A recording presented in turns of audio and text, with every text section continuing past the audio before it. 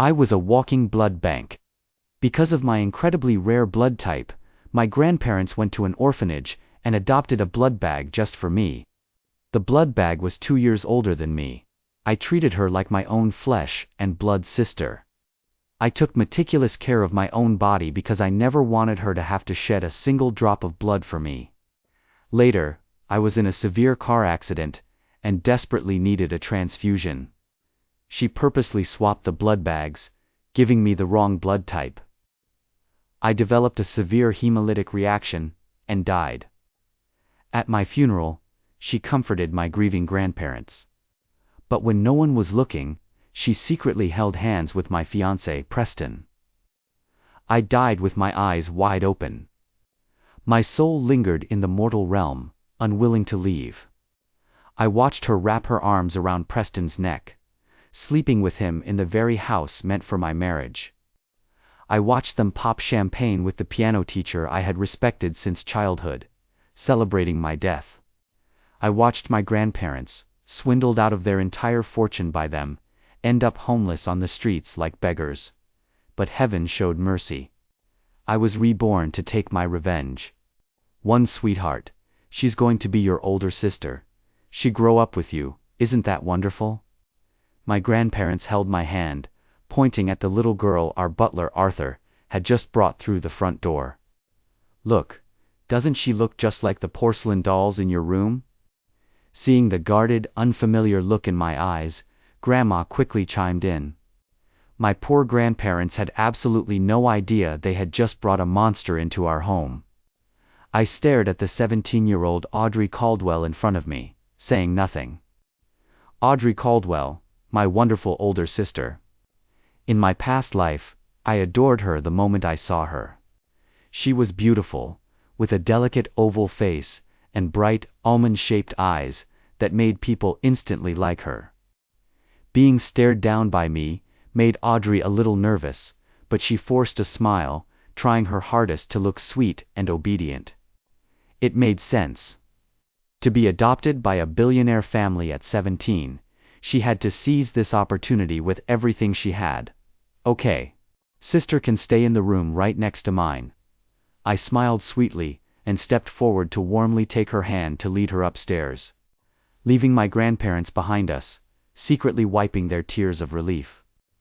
Our precious girl is finally going to grow up safe and sound. I was born premature. I had been frail and sickly since childhood, and on top of that, I inherited my dad's extremely rare Rh-negative blood type. It was a genetic cocktail practically guaranteeing a short life. Grandpa always said I was rarer than a giant panda. When I was 15, my parents died in a car crash. My dad had a chance to survive the massive hemorrhaging, but because of his rare blood type, the hospital's blood bank ran out of stock. He tragically passed away. This became an insurmountable hurdle in my grandparents' hearts. They refused to let history repeat itself with me. They hired private investigators to scour orphanages across the country. Finally, a year later, they found a matching blood bag for me. Sweetheart, remember, no matter where you go, you must take your sister with you. Grandma patted my head, emphasizing it over and over. To be bled when needed, to be a living supply, that was the sole purpose of a blood bag. If this were the old me, I would have fought my grandma tooth and nail. I wouldn't have allowed them to use Audrey like that, because I loved her and couldn't bear to see her hurt. Now, I just nodded obediently. I'll remember. Audrey was incredibly good at reading the room and knew exactly how to make people like her. She never slept in. She would come downstairs early and sit in the living room, waiting for my grandparents to wake up just to say good morning. Grandma loved gardening and had a courtyard full of flowers. Audrey would feign interest, keeping Grandma company while she pruned and arranged bouquets. She'd ask Grandma all sorts of questions about floral arrangements, keeping her entertained and incredibly happy. Grandpa loved coffee and tea. She meticulously memorized the different roasts on his shelf and the exact brewing times, pouring and serving him whenever he was busy with work. Even Arthur, our butler, Received a sweet thank you for your hard work, Arthur, from her every day. She served everyone in the house perfectly. Everyone except me. No matter how hard she tried to cater to my interests, I was always ice cold toward her. Grandma told her it was because I had just lost my parents and hadn't adjusted yet, asking her to be patient and accommodating with me.